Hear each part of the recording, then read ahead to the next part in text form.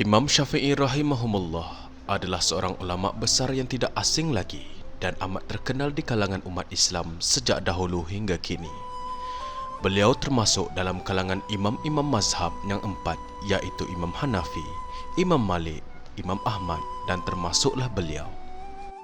Nama sebenar Imam Syafi'i rahimahullah ialah Muhammad bin Idris bin Al-Abbas bin Usman bin Syafi' bin As-Sa'id bin Ubaid bin Abdul Yazid bin Hashim bin Abdul Muttalib bin Abdul Manaf.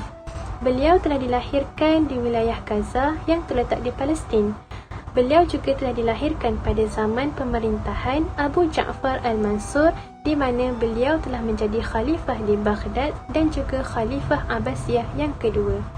Imam Syafi'i ini berketurunan Arab Quraisy, manakala ibu dan bapanya berasal daripada Makkah Al-Mukarramah. Selain itu, kebanyakan tokoh sejarah menyatakan beliau mempunyai nasab keturunan dari Nabi Muhammad SAW, iaitu melalui moyang baginda SAW, iaitu Abdul Manaf.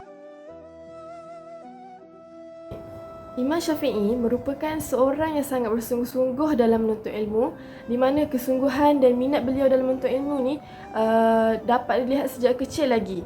Imam Syafi'i telah mula menghafal Al-Quran seawal usianya 7 tahun dan juga menghafal kitab Muwatta karya Imam Malik hanya dalam masa 9 hari. Begitu banyak kisah-kisah yang menunjukkan kesungguhan Imam Syafi'i dalam menuntut ilmu yang boleh kita jadikan tauladan. Antara yang biasa kita dengar, di mana Imam Syafi'i pergi menuntut ilmu di Madinah untuk berguru dengan Imam Malik, di mana ketika Imam Syafi'i sampai di sana, beliau melihat anak-anak murid Imam Malik yang lain semua menggunakan pena dan juga kertas. Tapi oleh kerana Imam Syafi'i tidak mampu menggunakan pena dan kertas, Imam Syafi'i guna sebatang lidi dan juga air liurnya. Beliau basahkan lidi tersebut dengan air liurnya, kemudian beliau catatkan apa yang telah dipelajarinya di atas tapak tangan dan terus hafal. Dan bila Imam Malik semak hafalan Imam Syafi'i, tak ada satu pun yang tertinggal daripada apa yang telah diajarkan oleh Imam Malik pada hari tersebut. Buat kali pertamanya, Imam Asy-Syafi'i telah dibawa oleh ibunya melakukan perjalanan dari Palestin ke Mekah ketika Imam Asy-Syafi'i berusia 2 tahun.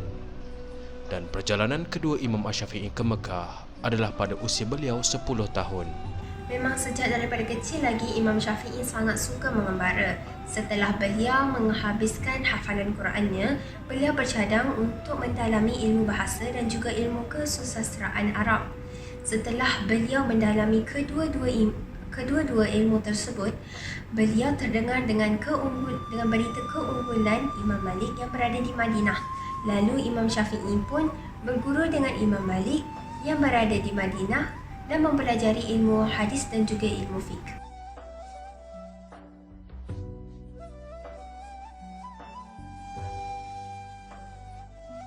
Imam Syafi'i pernah ditentang hebat oleh penduduk Iraq apabila Imam Syafi'i pernah menjadi salah seorang pegawai di sana.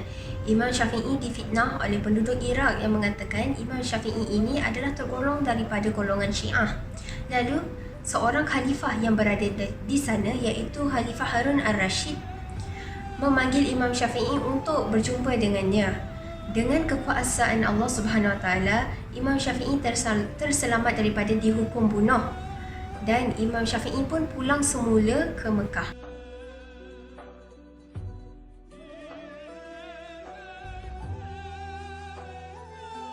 Antara sumbangan Imam Asy-Syafi'i adalah beliau telah mengarang kitab-kitab bidang usul fiqh, iaitu kitab yang membincangkan dengan jelas cara mengambil hukum dari Quran dan hadis. Antara kitab itu adalah Abtal Al-Ihtihsan, Ahkam Al-Quran dan Ar-Risalah. Dan beliau telah mengarang kitab yang membincangkan hukum fiqh, iaitu kitab Al-Mukhtasar, kitab Al-Kabir, Al-Syaki', Al-Fari' dan Al-Um. Di dalam bidang hadis pula, sumbangan beliau adalah menulis kitab yang menjelaskan perselisihan hadis-hadis Nabi, kitab Al-Mas'ad, Al-Amali dan Ikhtilaf Al-Hadith. Pendapat Imam Asy-Syafi'i diterima oleh sebahagian besar masyarakat Islam kerana sesuai dengan suasana dan adat rasa masyarakat, dan mazhab beliau telah berkembang pesat di Afrika Utara Mesir, China, Sri Lanka dan Kepulauan Melayu. Sifat Imam Asy-Syafi'i yang tekun dengan ilmu pengetahuan telah menjadikan beliau kurang rehat dan menghidap penyakit yang berat. Muhammad bin Abdullah telah menceritakan bahawa Imam Asy-Syafi'i menderita penyakit buasir yang sangat parah dan membimbangkan.